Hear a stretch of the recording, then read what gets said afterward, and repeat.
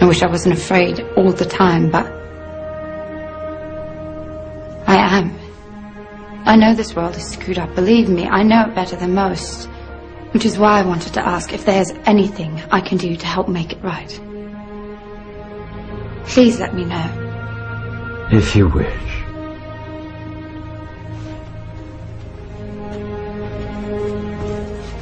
Fy very universum vivus visi. By the power of truth, I, while living, have conquered the universe. Personal motto. From Faust. That's about trying to cheat the devil, isn't it? It is. And speaking of the devil, I was wondering if your offer to help was still standing. Of course. It appears that unforeseen circumstances have accelerated my original plan. As a result, I'm in need of someone with some theatrical skill. I'll do my best. I believe you will. We are consciousness. All that is, has been, and ever will be. There is nothing to fear. Whatever happens, we are always that. Mind fears because it's programmed to fear. When we're conscious, there's no fear in this. It's a shake of the head. Pathetic. Pathetic. Pathetic. And we need to do this. Compliance. We need to challenge that. Not with violence, not even with aggression. We just need not to fight it. We need to walk away, because without our acquiescence it cannot survive. You know, when you look at a pyramid, we've been manipulated to believe the power in a pyramid is at the top. It ain't. The top of the pyramid is there because the rest of the pyramid's holding it up. We're holding this whole thing together. There's a story I told many years ago of a British comedian called Larry Grayson, who died. I kind of knew him vaguely, and not closely, but vaguely. And I went to his memorial service in Covent Garden, and this other comedian did this tribute to his life in which he read out this story that Larry Grayson had told him. When they were going around the variety halls and the theatres in the 60s, they had this all-male show. And Larry Grayson was the only woman in it because he was dressed up as a woman. And he said that the end of the show, the last scene, all the sailors, all the men came on dressed as sailors, and they were singing Rule Britannia. You know, Rule Britannia, Britannia rules the waves. Oh, I'm very pleased for you. Okay? And as it built up, Larry Grayson would come on dressed as Britannia with the helmet and the shield, and he would be manhandled up the side of this pyramid to the top for the big finish. And he said one night, he said things seemed to be going rather well. He said, and then I noticed that a sailor in the bottom left-hand corner had got rather a cough. And this cough got worse and worse and worse to the point where the sailor couldn't stay in the pyramid anymore and stepped out of it. Larry Grayson, symbolic of this elite at the peak of the pyramid, ended up in the second row. And the elite, the power center, had done nothing to bring about this. One sailor, the bottom of the pyramid, had got a cough. And the whole thing collapsed.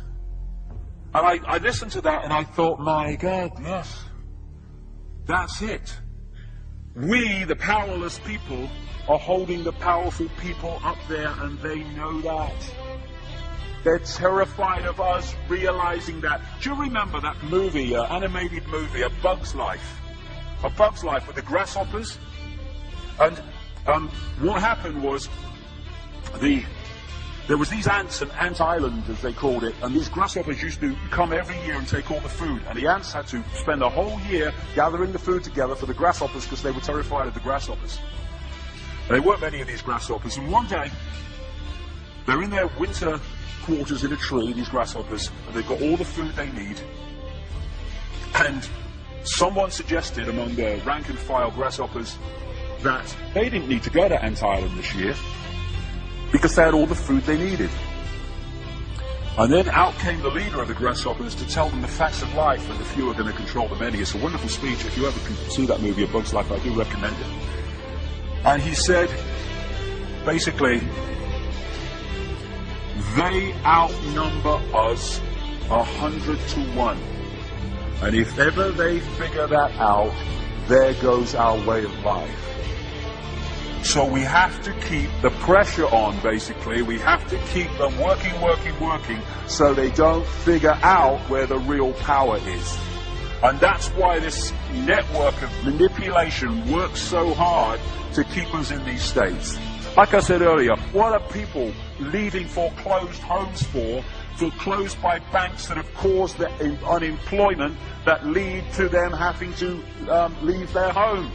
Stay there, refuse to leave, make it difficult for them. Expose them for what they are. We make it so easy, the non-compliance. No longer will we just do it because we're told to do it. Is it just? Is it right? Okay, I'll do it. Is it unjust? Is it not right? I ain't doing it. We start to make the decisions on what we will and will not do based on our values and not some imposition from the dark suits. These people are gonna give me, grant me, or grant me not my freedom.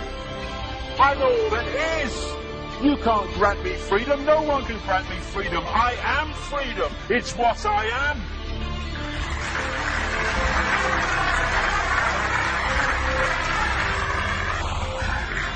The big question, what would consciousness do? What would consciousness do in this situation? And when we ask that question, it really just changed the way we see the world. Not what would I do, mind, frightened. What would consciousness do? You know, this is a great line. If it's not right, don't do it. If it's not true, don't say it. And what would transform this world overnight is if we started doing what we knew to be right in the situations we face, instead of what we think is right for us in the moment. Not what are the consequences for me, or what's the best thing for me, how do I get the best deal out of this? What is right? What is just in this situation? If we started making decisions based on that, the world would transform overnight. These are very simple things. If we want a world of peace, then we need to be peaceful. We don't need to fight for it. We just need to be peaceful, and we'll bring that about. If we want a world of kindness, we need to be kind, and then it will naturally unfold. We don't fight for kindness. As Martin Luther King said, it's a wonderful saying, piece of oratory. Cowardice asks the question, is it safe? Expediency asks the question, is it politic? Vanity asks the question, is it popular? But consciousness asks the question, is it right? And there comes a time when one must take a position that is neither safe, nor politic, nor popular, but one must take it because it is right.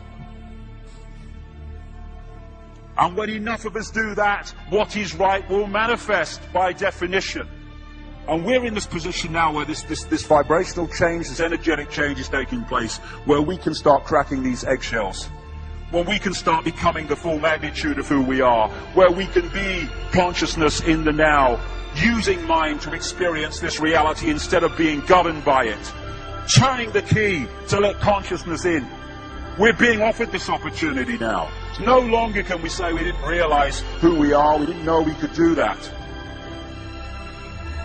I was kind of waking up one day, and I saw this earth imprisoned, and I saw this big lock and a key going in and being turned. I went on the internet just very shortly afterwards. I was looking for a picture, not this one, and that's what I saw. The picture I'd just seen in my half kind of sleep. And that's what we're being offered the chance to do now, to turn the master key called becoming conscious that will bring an end to this. It's being given to us, we just need to take it. And to take it, we need to say enough. Enough of being enslaved by these people, enough of being enslaved by our manipulated ignorance, enough of being enslaved by the fear of being who we are.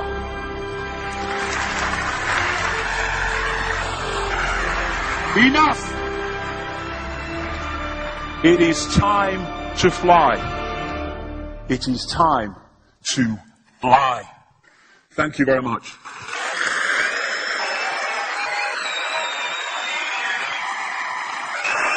Thank you. Thank you very much. Thank you.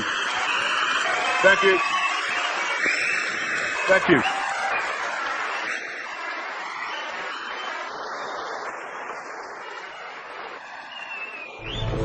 Enemy is approaching fast, requesting orders. General, what should we do? There's no response from command. Or from party leader Creedy. Stand down! Stand down!